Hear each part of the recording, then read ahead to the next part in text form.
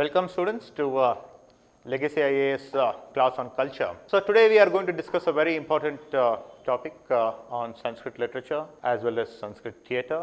So welcome again all of you. My name is Hitesh Reddy. So today I would first give you a brief about certain rules which were being followed in the Sanskrit theatre. So the basic rule here was in any Sanskrit theatre, first point that tragedy should never be portrayed on the stage like death. So in one of Bhasha's play, death has been shown, but tragedy was tabooed. Marriage should not be performed on the stage. Fall of an empire should not be portrayed on the stage. So these were all tabooed. Apart from this, generally they would not use the mask because Sanskrit plays were mainly based on facial expressions. Apart from that, the basic plot of any Sanskrit play was, in the beginning the hero enters, hero keeps suffering all throughout the play, and the ending should be an happy ending, the hero should be victorious. Then the Sanskrit play begins first with the entrance of a director, that is Sutradhara. So he will be wearing white colored clothes. So he enters, he performs a prayer puja, then he introduces all the actors, and then the play begins.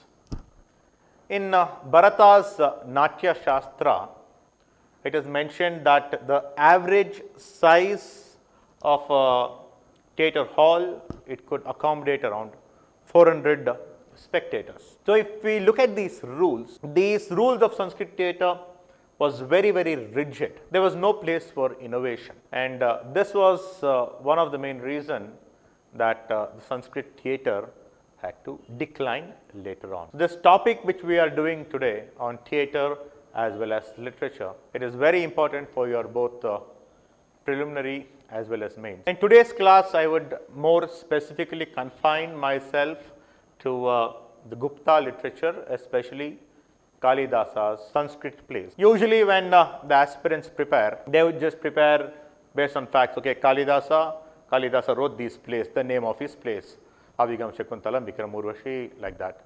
And Kālidāsa, he wrote Sanskrit poems. But you need to go one step ahead actually. You need to know the stories behind each of these plays. So if you guys recall a few years back, UPSC had asked a question regarding it. They had asked which of the following Sanskrit play during Gupta period was written on Shunga Emperor's love story. So like this you need to know a little bit of details. Now first let us start with Kālidāsa's Sanskrit play.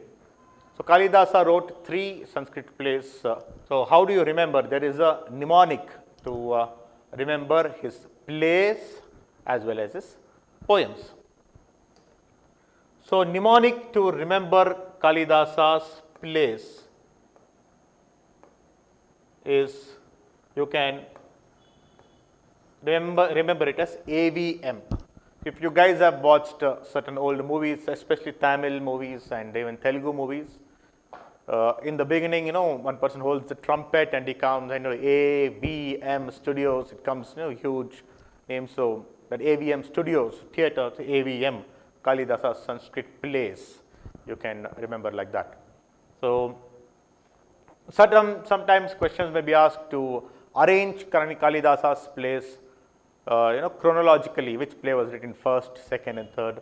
So the mnemonic would become exactly ulta, M, V and A. So his first play, M stands for Mālavikā and Agnimitra. That was his first play.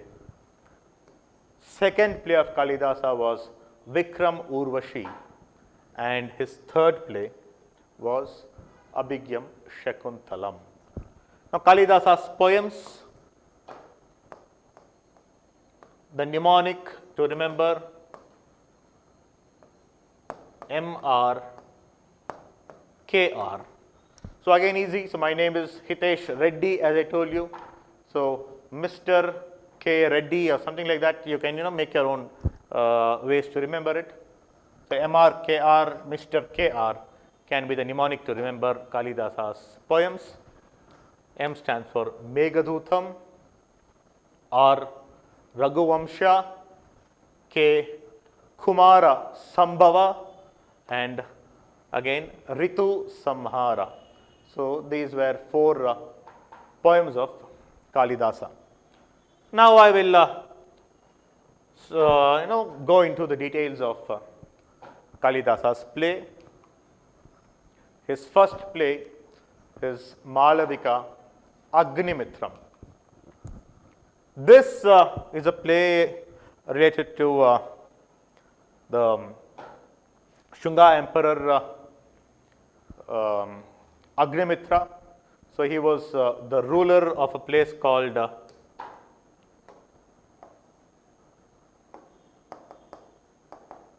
Vidisha. So here what happens is this Agnimitra, who is already married, he has a beautiful wife who loves him very much. He, when he was in his palace one fine day, Agnimitra will find a picture of a beautiful girl. So this picture, everybody thinks it is a picture of an exiled servant girl. But this girl was so beautiful that Agnimitra falls madly in love with that particular girl. So now next thing what Agnimitra does is he calls his soldiers. He calls all the soldiers and says, boss, come here. Now go in search of this girl. Wherever she is, find out and bring her. He wants to get married to that particular girl. But he is already married. Will you tell me, will Agnimitra's wife be quiet? Definitely she would be insecure. No, Agnimitra's wife also called her group of soldiers and she ordered them to go in search of that girl, find that girl and imprison her because she is an exiled servant girl. Now, who is going to find this girl first? Whoever is more insecure, definitely they will find the girl first. So, Agnimitra's wife's soldiers, they found that girl, imprisoned her, put her in prison. Because of Agnimitra's wife's instruction, they gave a lot of torture to that particular girl who is Mālavikā. In this play, the mad love of Agnimitra towards Mālavikā is shown. In this play, the pain Mālavikā is undergoing in the prison, even without knowing the reason why she is being arrested. So that is shown. So finally, after a lot of melodramas here, in the climax, Agnimitra's wife, she comes to know that this Mālavikā was actually not a servant girl. She belonged to a royal family.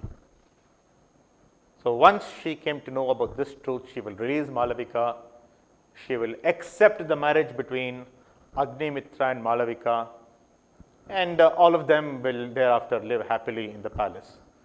So this is one beautiful story written by Kālidāsa. I mean, a very, very broad-minded wife.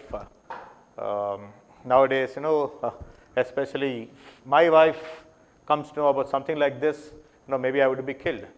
So a very broad-minded wife, a very beautiful story of first play of Kālidāsa. So now coming to the second Sanskrit play of Kālidāsa. This is Vikram Urvashi. This play, Vikram Urvashi, relates the king of a place called Aila kingdom of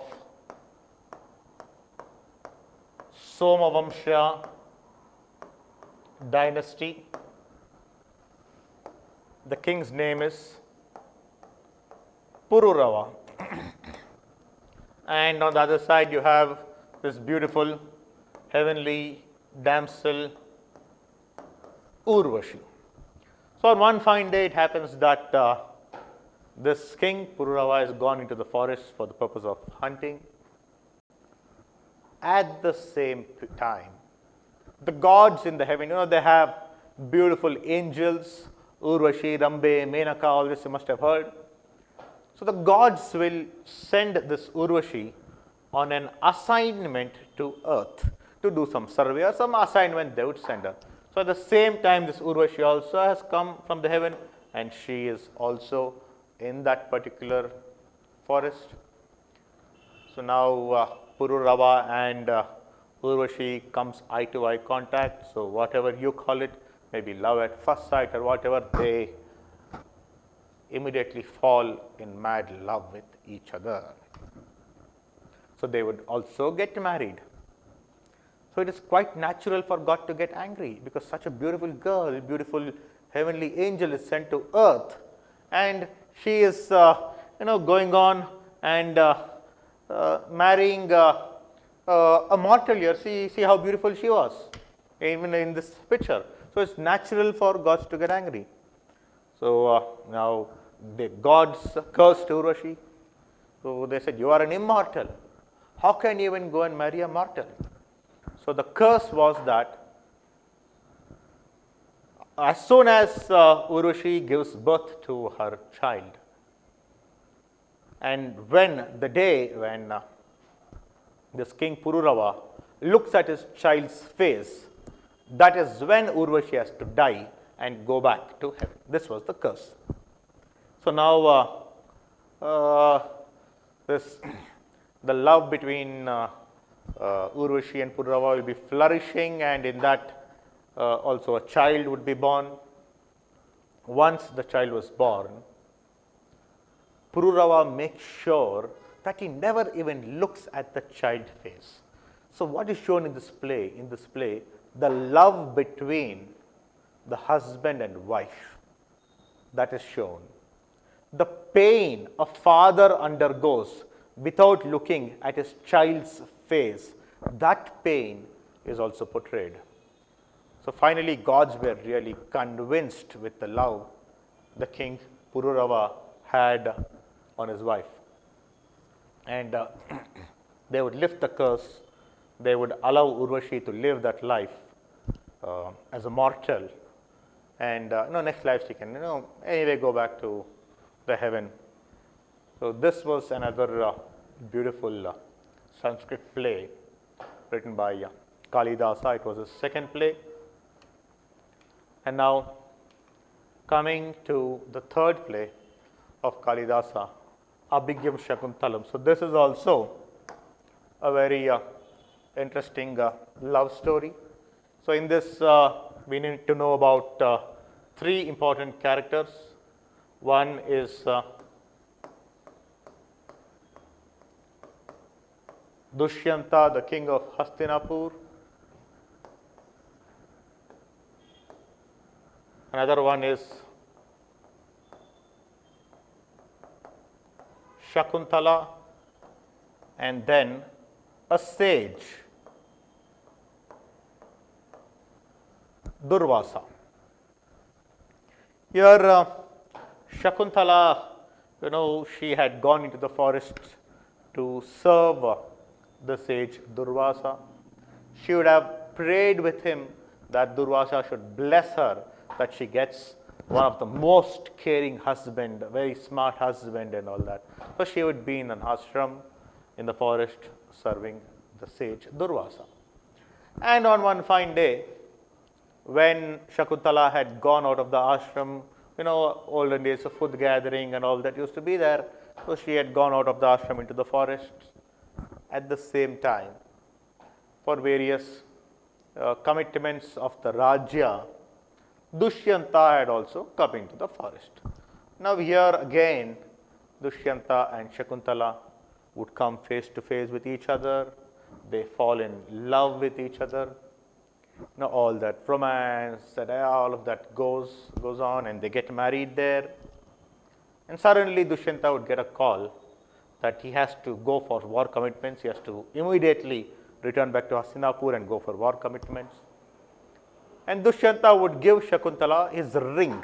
So he will tell her, you take this ring and you go to my palace. By looking at this ring, they will identify you as my queen, and you can enter the palace and finish the war commitments and come back. But the Shakuntala loved her husband so much, she went on dreaming, daydreaming, thinking about her husband for a long period of time. She totally forgot about the sage Durvasa. And Durvasa could visualize what is happening. So Durvasa was so angry that he will curse Shakuntala that Dushyanta should forget about whatever has happened. Now Shakuntala doesn't know about this particular curse of the sage Durvasa. She goes to the palace. In palace, nobody recognizes her. Even Dushyanta, who was there, would have completely forgotten about Shakuntala, so he will also not recognize her.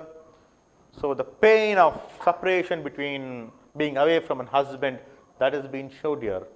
And as I told you, the rule of Sanskrit plays that ending has to be happy. So in the ending, when Shakuntala had no other choice, she had to go back. Suddenly, Dushyanta will notice his ring and he will remember whatever had happened. He will accept Shakuntala as a queen. And later, both of them will realize that all these troubles that Shakuntala had to undergo was because she did not take the blessings of Durvasa.